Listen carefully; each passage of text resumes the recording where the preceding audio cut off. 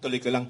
Sir, when you say file na, For preliminary investigation. For PI, okay. Hinug na ang fact-finding at preliminary investigation na. Of course, may mga ibang kaso pa na yan, nahihinog-hinog na dyan din papunta sa PI din. mamaya namin puntahan yan, sir. Pero let's stay muna dun sa 8. Mga kong lang to, sir. 8 or more than 8 yan. Puro congressman yan. Can you just, maybe if you cannot give the names, paano po yung involvement nila, as in medyo broad strokes of their involvement? Yung isa rito kasi, yung contractor, yung sinasabi natin na conflict of interest. Kung ikaw, congressman ka. Kung ikaw, contractor ka. Magkahiwalay na trabaho yan. Pag pinag-isa mo yung trabahong yan, kasalanan yan sa taong bayan. Very simple yan. Conflict of interest yan. Section 3E ba yan? 3E ng Anti-Graft and Corrupt Practices Act. Tsaka H, 3H.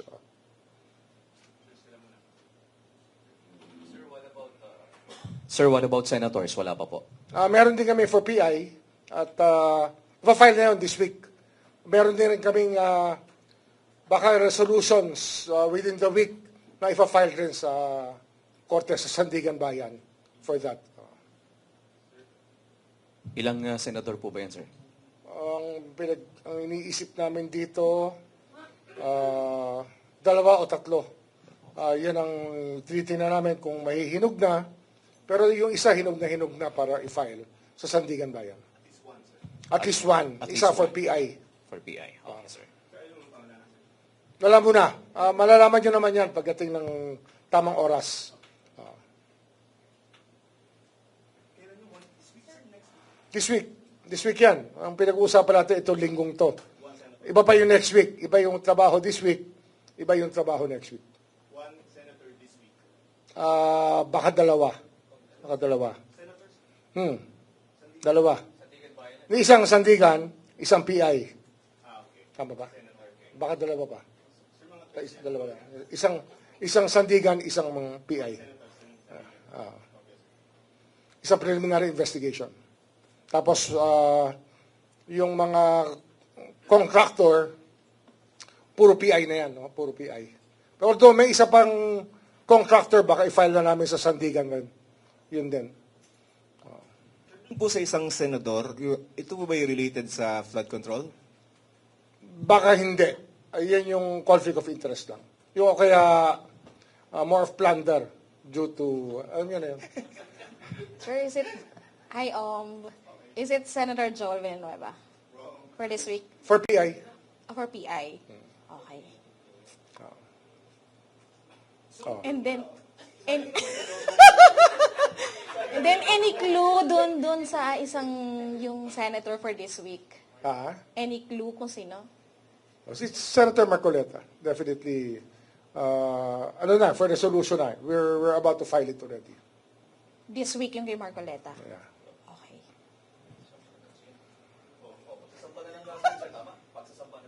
Nagkasampayan ng kaso na. Sa Sandigan na yun. Plunder. Kasama po dito yung mga correspondents niya, sila defensor, yung mga na-implicate po natin. Kasama sila. I don't know kung same forum yun, no? Same forum. Same jurisdiction. Sir, yung status kay Joel? Yun nga. For PI na. Reso. For PI na. For PI. PI na yan. Yeah, so, tuloy-tuloy. Kahit na kasi we were abroad, tuloy-tuloy yung correspondence namin sa mga nangyayari dito. Kaya, we just came here to announce that work is ongoing and we will do it. Sir, yung kay Escudero? Malapit na. Isa yan sa inaayos namin, nakasabay na ibang kaso ng plunder na aming pa-file within the next few days, within the next few weeks. Maybe it will take 2 to 3 weeks more for us to file cases in the courts and for preliminary investigation. Naka-PI na yun, di ba?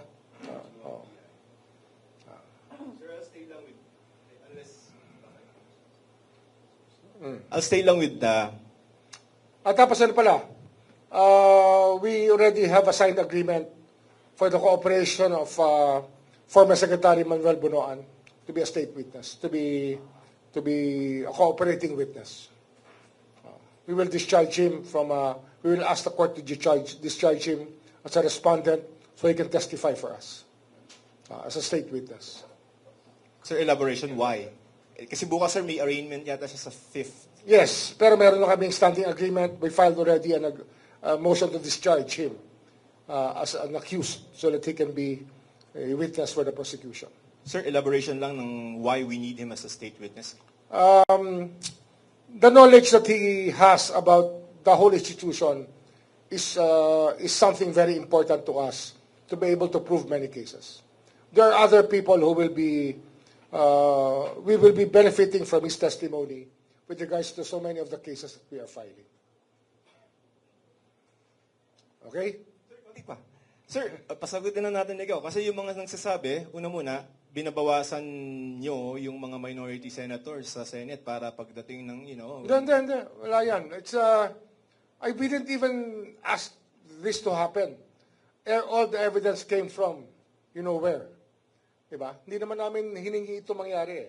Pero nangyari ito, dahil motu proprio, apparently the crime was committed in open knowledge of everybody. All of you are witness to the actuations of the guy, of what he has said in public. That of course, given the sworn statements that he has executed, will actually make a case for his being charged of plunder. Nag-file na rin po ba si Mike Defensor? Ang counter nila? Both? I think so. Sir, advance ko lang ng konti yung story. Kasi si Senator Chingoy has been suspended by the Senate as per order by the Sandigan, no? Yes. So the same thing is going to happen to Senator Marcoleta? Kasi plunder, sir? Yes. It will depend on the court, of course. Okay. And then if and when the Sandigan Bayan suspends him, can he still participate? Question whether senator facing a plunder non-bailable case at the Sandigan Bayan, can they still participate in Senate proceedings? In accordance with the plunder law, they cannot anymore. Exactly. Sir, update lang dun sa case conference natin, dun sa mga ex-Marines. Kasi di ba pinatawag natin sila dito? Yes. Is it for case filing na po ba yung mga... We are utilizing, we are evaluating some of the affidavits that they have executed individually and will be filing these cases soon. Sir, related pa po sa mga Marines? Kasi I think for 4 to 6 statements might be useful to us. Sir, related din po sa mga Marines. Kasi po si Attorney Baligo, they're facing cyber libel cases nga po sa DOJ. And meron po siyang statement last time na sinasabi niya na i-dismiss na nga raw po ng DOJ itong mga cases kasi daw parang may conflict of interest kasi ginagamit na rin yung statements daw nila affidavit dito sa ombudsman. And according to Attorney Baligod, kapag daw ginamit na ng ombudsman ito, ibig sabihin daw may katotohanan yung mga statements. What happens in the DOJ stays with the DOJ. We have nothing to do with what the DOJ rules upon. Thank you, sir. Okay? Hindi, yung kay Bonoan lang uli. Sir, may kinalaman din ba ito dun sa health niya? Well, of course. His health is of concern to us, and we want to be able to perpetuate his testimony as soon as possible. Kaya nga, it's important to us that he be discharged already so that he can be our witness. Kasi nga, the tactic here, and what we're trying to do here is to finish the cases as early as possible. Kasi, yung naging dating lumang tugtugin na ng inordinate delay of justice, hindi ho mangyayari dito. Sa atin dito, we do the case build-up so we can present the cases immediately. Wala hong mahabang kaso-kaso rito. Basta andyan na yung ebidensya, ilalatag namin yan pag handa na kami. At malamang, hindi namin ipa-file ang kaso pag hindi kami handa. Naman po will be state witness alongside sila USEC, yung mga dating ng USEC. Di ba? For all flood control cases. Yes. For all intents and purposes, he will be testifying for the prosecution. Okay, sir. Pardon me for belaboring the point. No? Ano nga pong status nila Senator Villanueva, Senator Escudero? Ongoing PI, correct? Ongoing PI. Okay. And relatedly, kasi nagsasabi ng iba, the reason why they transferred was in exchange for... I am not privy to anything of that nature. No, mind you, we don't make deals with anybody with regards to the culpability or innocence of anybody. We don't make deals with that. And you're not going to be... So all the deals that we make here will be in open court. If you'll discharge you as a witness, we will have you discharged as a witness. But there are no other deals accepted here. Thank you. Ombudsman sir, clarification lang. Yung mga contractors is puro PI lang po yun, yung 8. Wala pong kaso. Meron isa dyan, hinog na, papasok na ng Sandigan Bayan. Pero yung 8, ito PI na. PI pa lang to, no? PI pa lang. So in total po, mga Baka siyam. mahigit 8 yan, mahigit 8 yan. Okay. Mahigit 8. Ombudsman, good afternoon. Ano po yung maring naging dahilan, Ombudsman, kung bakit preliminary investigation pa rin yung ilalabas against